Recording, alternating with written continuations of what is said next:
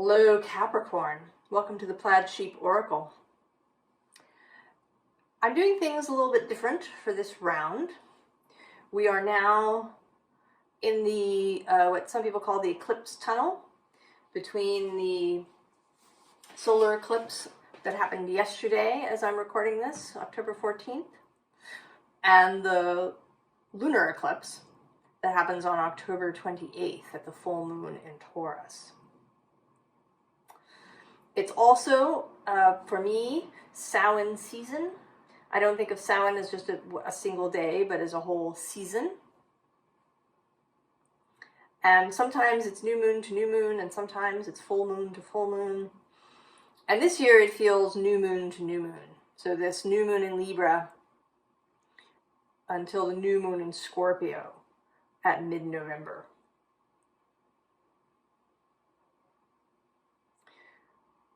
So what I've done here is ask two questions. What are you putting to rest? And then what seeds are you planting for the future? Because Samhain is this, right, this liminal transitional space. Some people think of it as a new year. Everything has been harvested, everything has been brought in.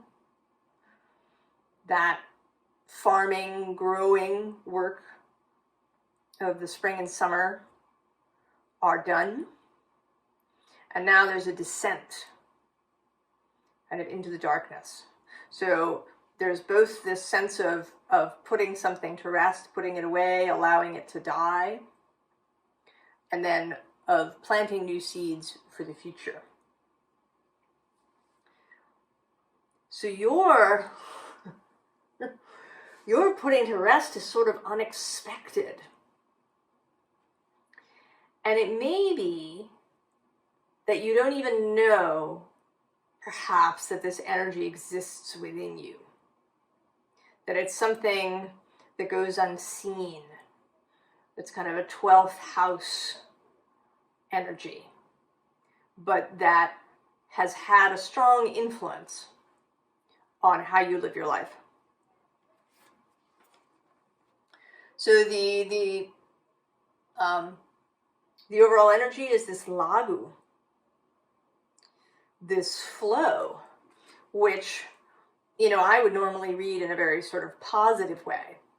But I think that what it's talking about here is not a positive flow, but some sense that you have a belief, perhaps a hidden belief, that you are at the mercy of outside forces.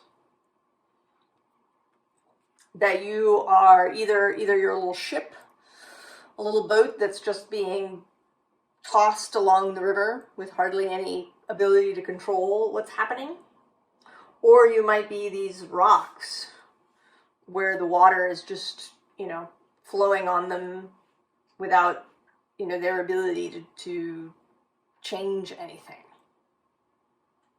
That there's a kind of fatedness to everything.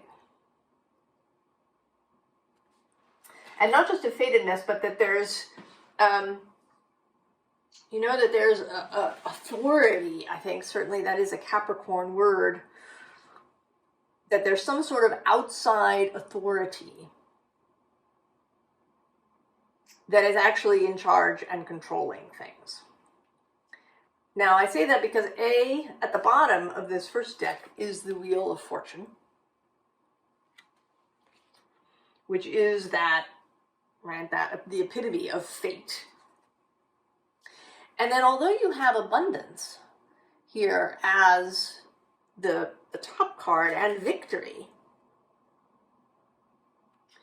then you have strife under that, as well as this fated Wheel of Fortune. So I think that you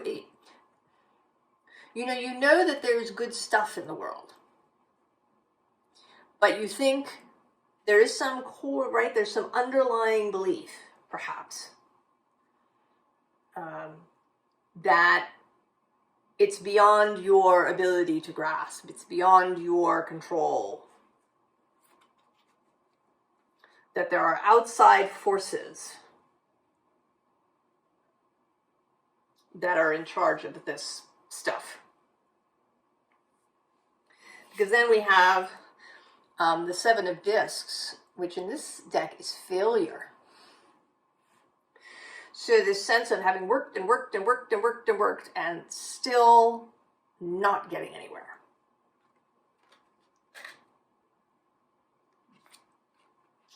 And then with this Lust card, that, you know, the world is just filled with greed. And that those right people may be in control of resources. That, and also maybe that you feel some compulsion to control your own desires.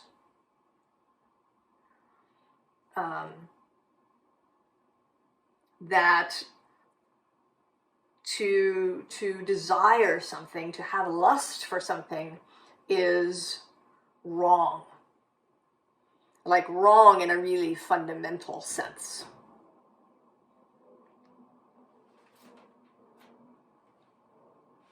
And that you shouldn't even be wishing for those things. And then there's the Chariot, which today is still.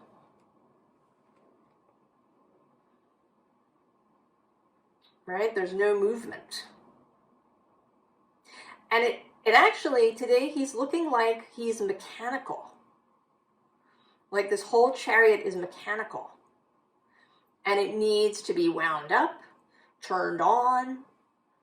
You know, maybe it's run out of power and it has to be plugged in. Right? That there is this, you know, mechanical nature, that you're going to run out of things, that you'll run out of power and not be able to go anywhere.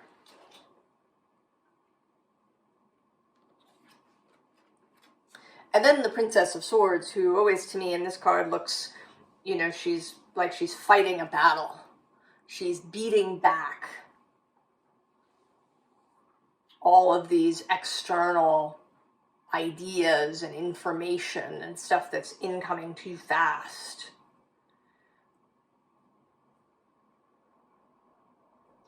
Capricorn is cardinal energy, but it is also an earth sign. So I think that Capricorns can sometimes suffer from overwhelm. They may not show it, but they experience it. So this sense that this Princess of Swords is overwhelmed, that there's just, right, she cannot gain any ground.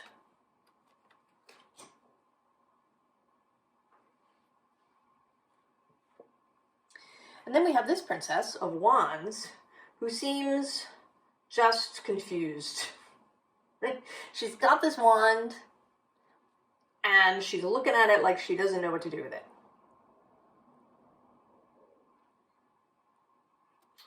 And below her, you know, is this Nine of Wands. So this sense of confusion, of exhaustion, of a lack of inspiration.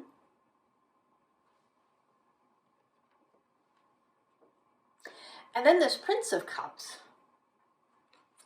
who, you know, today also looks sort of like maybe he's a little drunk. He's had all of this heady wine,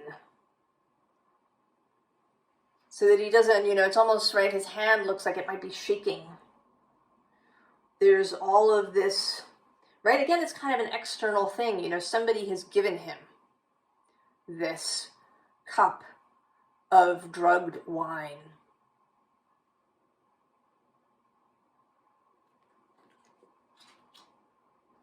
And actually, with the first appearance of the Six of Cups at the bottom, there is something here about childhood.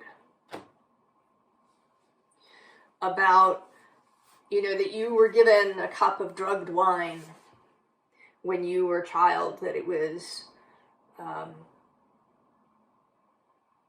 you know, so that you could be docile and controlled, and now there's no way out.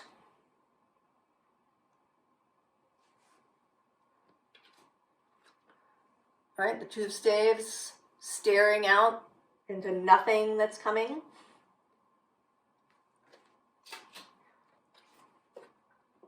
And then the Seven of Pentacles, waiting, waiting, waiting. And she actually, right, she looks a little more pleased than the usual. But she's holding herself back, right? She hasn't plucked any of this fruit.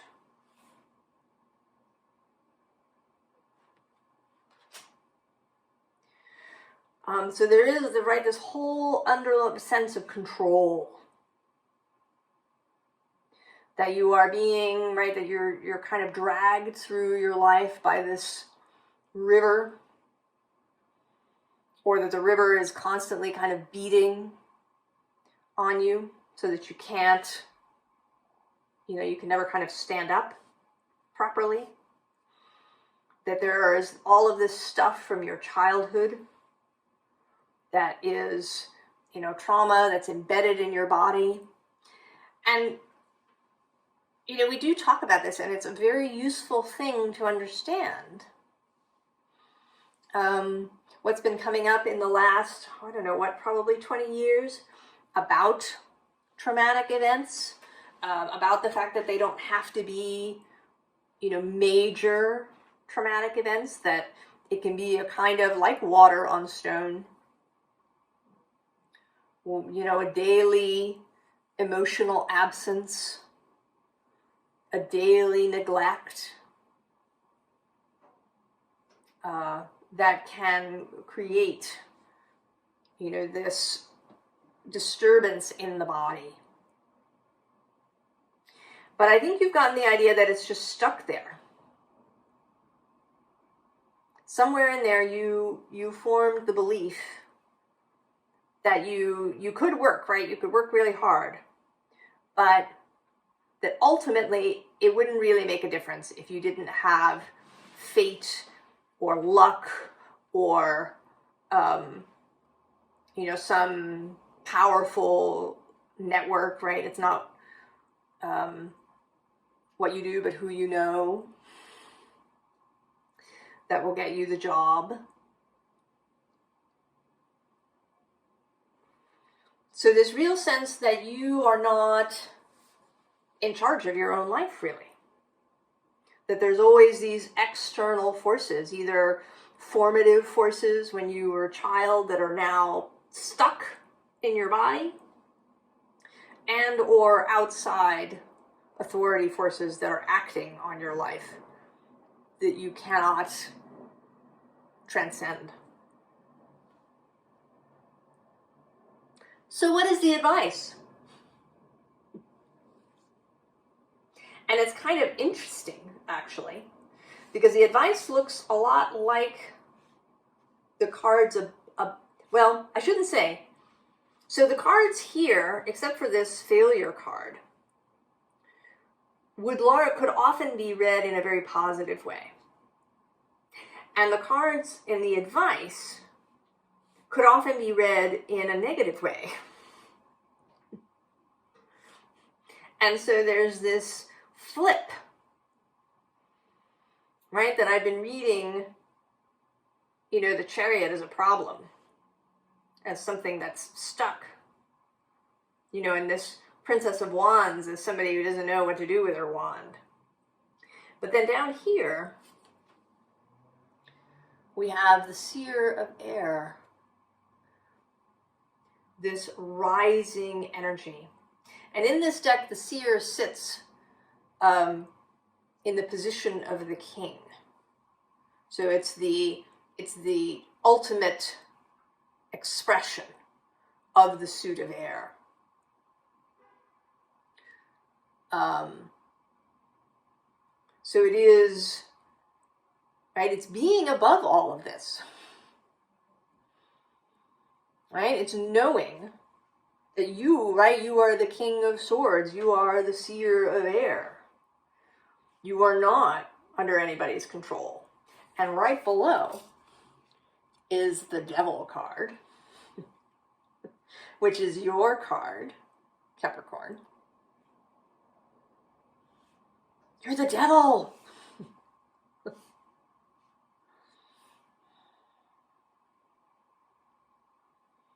You have mastery of this physical domain that we live in. And then there's also actually the Ace of Air. So the allowing of the new idea, the new perspective. So here the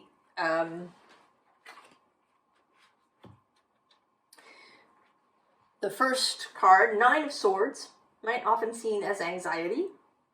But here, in this cat that is ready to pounce. The cat is in control. Right? The cat knows what she wants, and she is ready to move on it.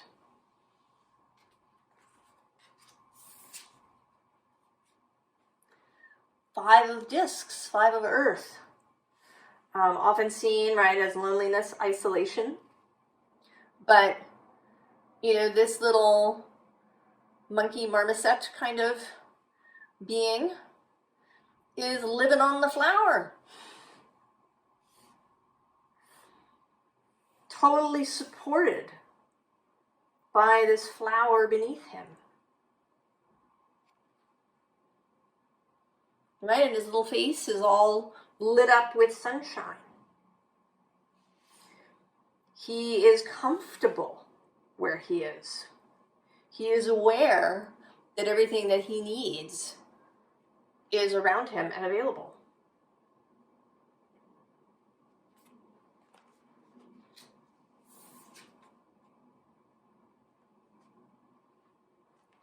Four of Water, Four of Cups. Normally seen as perhaps apathy or missing out or not seeing the thing. But here, right, the only thing that's holding you back, right, is this little bit of web, this little bit of sticky stuff. But you can easily break that moving forward. You are not a fly caught in a web. You are this scorpion here, moving. You've got your sting, and you have your power. You are able to move forward, even away from these sticky things that may have held you in the past.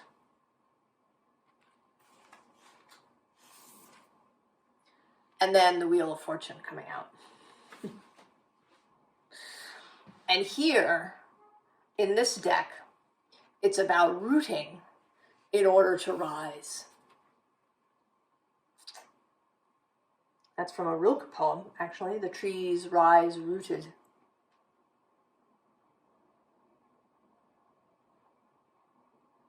So that you absolutely have a part to play. You have agency. There are energies that will come around, right?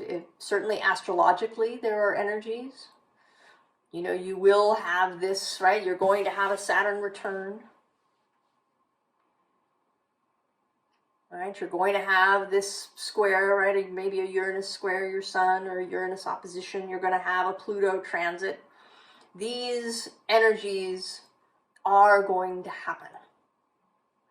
But the result of those energies is not fated.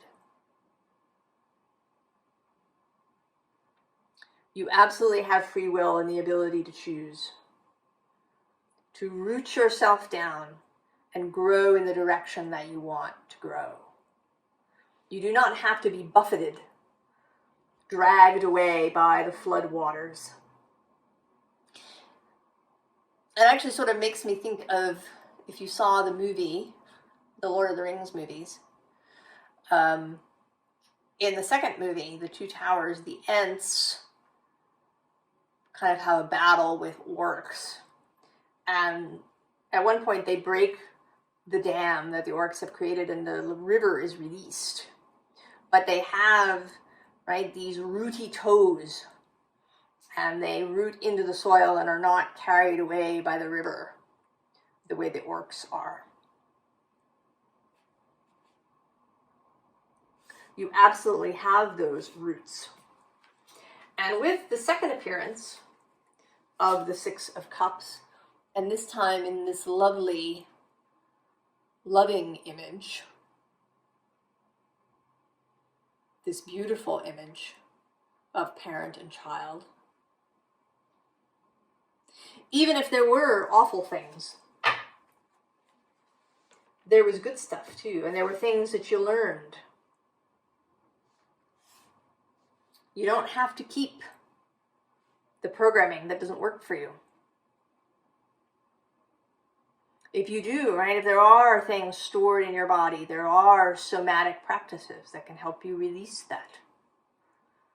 It is not fate. It is not etched in stone forever and ever. Okay, so that's what you're releasing, is this feeling of not having control. And so what seeds are you planting? Into your arms. So seed number 1, trust.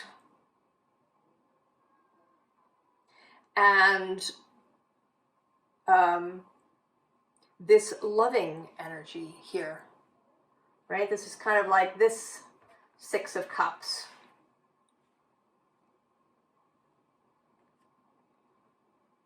There is this loving family group. And there is, with the owl, there is the ability to communicate, to receive messages, to gain wisdom, to create change. And we have the third appearance of the Six of Cups. And here with 2 adult rabbits or hares. And, you know, this scene in nature, this coming back to your true nature, to that, right, to that ability to feel into what is really around you, to know the fullness and affluence of life on earth.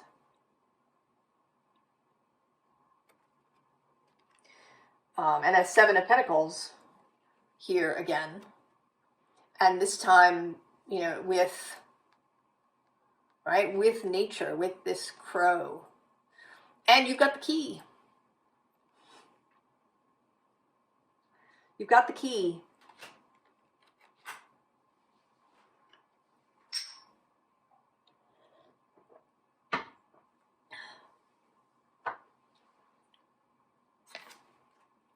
Queen of Wands. Taking a tip from your fellow cardinal sign, Aries.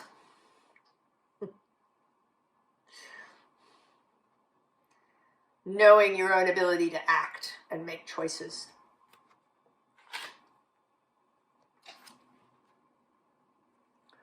Two of Swords. And here, sort of coming out from behind this, right? This feels kind of like a dead body here that's been buried in the ground. Coming out from behind that, from this sense of being stuck, knowing that you have the ability to make choices. And then here you are, Queen of Pentacles. Sovereign. Knowing your own ability to manage your physical world.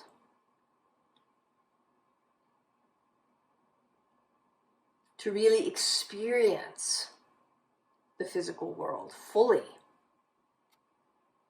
To free your body from anything that might be controlling it or, stagnant or stuck.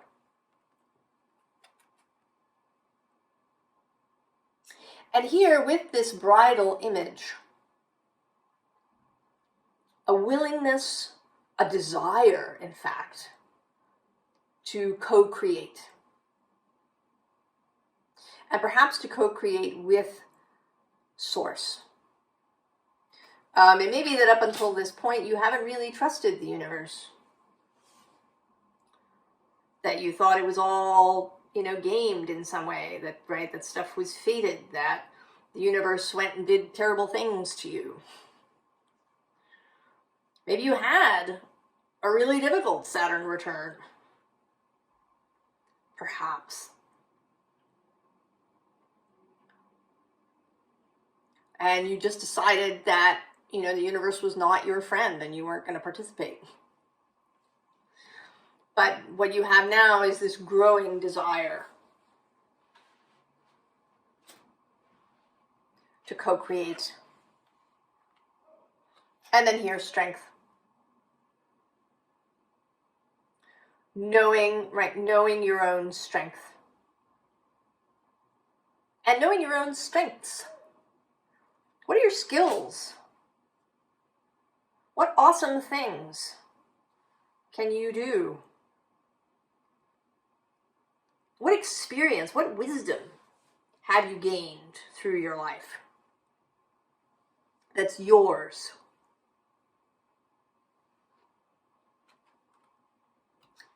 Queen of Cups, intuition, waving across the way from Cancer. And this is Queen number 3. And now we have Queen number 4, the Queen of Swords and Independence. So all 4 queens have shown up in the seeds you are planting.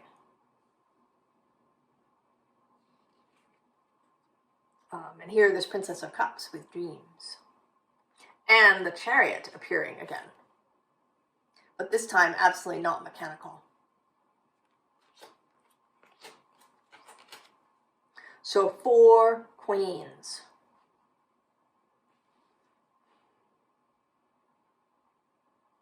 Absolute sovereignty. Experience of the world. And this is one of the joys of earth signs and earthiness, is this embodiedness of experience. This feels kind of what's up in the head. Right? All of that anxiety. And how that can translate into the body. Right? It can create places of stuckness. But it is absolutely possible to release those things through the body itself. So if you should run into disappointment again, you will know that it's not final. Right? You can actually leave disappointment itself kind of behind. Right? Like, deep 5 of Cups disappointment. Right? Releasing all of those previous disappointments, all of those cups filled with drugged wine. And then there's you again. This time out fully and with these beautiful horns made of roses.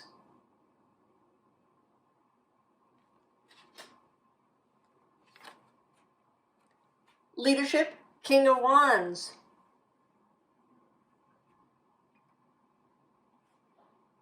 The ability to act, the ability to be inspired,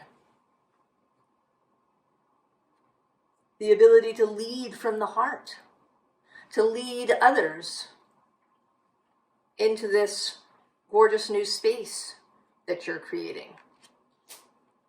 And, you know, here with this Three of Wands and vision, more sense of co-creation. And I think both with Source and with other people.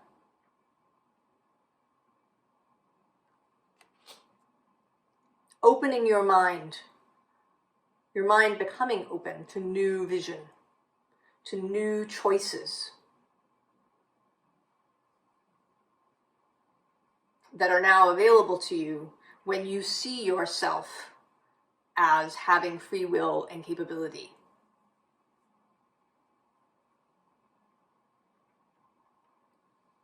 So, advice. Firstly, Seven of Cups. Remember, you always have choices.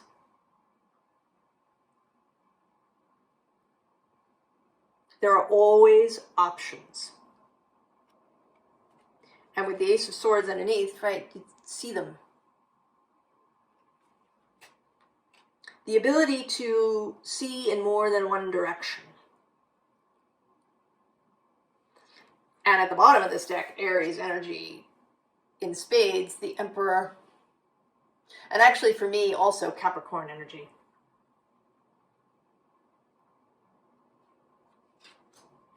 And the Queen of Swords reappearing.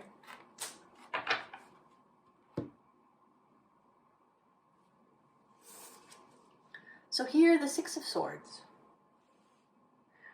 And this feels like both letting stuff go, letting the past go. You know, really not even focusing on individual events, right? Like I have to let that thing go. Just turning away completely from the past. It's not even, I'm going to say it's not even about forgiveness or anything like that. It is turning your gaze. Six of Swords, a mind card, turning your mind to a completely different direction. And then also receiving, right? This is kind of an exchange here. This conversation with Source. And with, right, with your world, right? Everything, and certainly in my cosmology, is conscious. There is consciousness everywhere. In you, in the birds outside your window, in water, in the chair that you're sitting on, in everything. Existing in conversation and relationship with all of creation. This is the Angel of the Night. She is the extra card in this deck. And she is about knowing yourself and being, you know, who you are. Coming back to yourself. Having thrown off programming.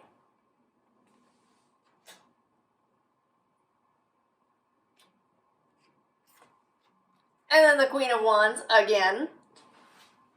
So that's 6 appearances of a queen. And she's particularly awesome in this deck. Be awesome, Capricorn. Know your own awesomeness.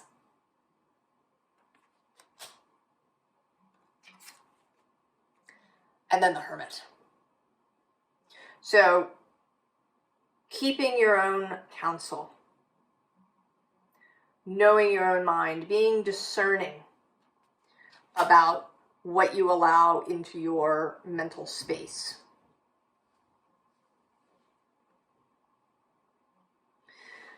Because, right, this programming is deep. And this, this belief that you have could, right, with all these Six of Cups cards, definitely be something that was drilled into you in some way when you were a kid. Maybe it's what your parents talked about, that they were, they didn't have any luck and the world was against them, or, their kind of people, or that the only way to get ahead was to just work really hard, and, the people with money were in charge and would never, you could never get anywhere. Whatever, right? I think a lot of people have that stuff from their childhood. So I would say, be kind to yourself. This is a very sweet, kind energy. And this Six of Cups. And actually, the Queen of Cups as well. Kindness, compassion for yourself and for others. Because I think this will be a process for you that will get easier and easier with time, with practice.